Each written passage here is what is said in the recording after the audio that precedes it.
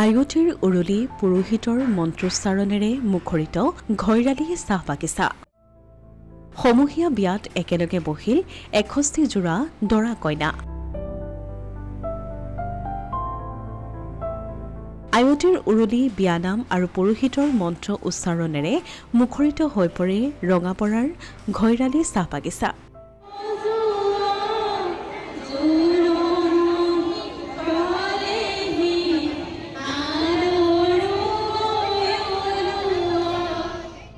ঘৈৰালীৰ কালী মন্দিৰ প্ৰাংগণত তিনিদিনীয়া কাৰ্যসূচীৰে অনুষ্ঠিত হোৱা শ্ৰীমদ ভাগৱত জ্ঞানযজ্ঞৰ ধৰ্মীয় অনুষ্ঠানটিৰ অন্তিম দিনা সমূহীয়া বিবাহ কাৰ্য সম্পন্ন কৰা হয়।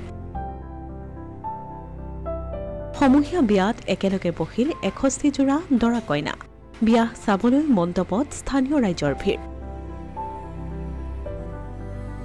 বিভিন্ন কাৰণত বিবাহ নোহোৱা দৰা কইনাসকলক হোম জুইক সাক্ষী কৰি বিবাহ কাৰ্য সম্পাদন কৰে পুৰোহিতে। ঘৈৰালী চাহ বাগিচাৰ দৰা কইনাসকলক আশীৰ্বাদ দিবলৈ ধৰ্মীয় অনুষ্ঠানভাগত উপস্থিত হয় পল্লৱলোচন দাস। উল্লেখযোগ্য যে শ্ৰীহৰি সৎসংগ সমিতিৰ পূৰ্বোত্তৰ আৰু ঘৈৰালী চাহ বাগিচাৰ সমূহ সনাতন ৰাইজৰ সহযোগত তিনিদিনীয়া কাৰ্যসূচীৰে অনুষ্ঠিত হয় শ্ৰীমদ ভাগৱত জ্ঞানযজ্ঞ।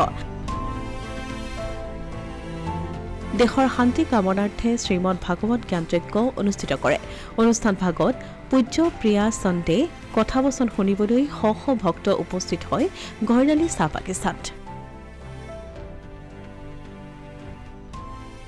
আমাৰ এই আজি সমূহীয়া বিবাহত আমি ৬১ গৰাকী জোৰা আমি বিবাহ সম্পন্ন কৰিবলৈ ব্যৱস্থা কৰিছোঁ আৰু আমি নিজকে বৰ সৌভাগ্য মানিছোঁ। ৰাইজৰ দান বৰঙণিৰ এই অনুষ্ঠান আমি সাফল্যমণ্ডিত কৰিবলৈ ওলাইছোঁ আৰু সৌভাগ্য মানিছোঁ এইকাৰণে কাৰণ দুখীয়া দৰিদ্ৰ যিখিনি মানুহ সংসাৰ কৰি আছিলে অত বছৰে তেওঁলোকৰ বিবাহৰ কাৰণে আমি যি ৰাইজৰ আহ্বান মৰ্মে আমি যি ব্যৱস্থা ল'লোঁ আৰু তেওঁলোকে আমাক সেইমতে সঁহাৰি জনাইছে আৰু আমি ভাবোঁ অনাগত দিনতো আমি এনেকুৱা ধৰণৰ কাৰ্যসূচী আমি হাতত লৈ থাকিম।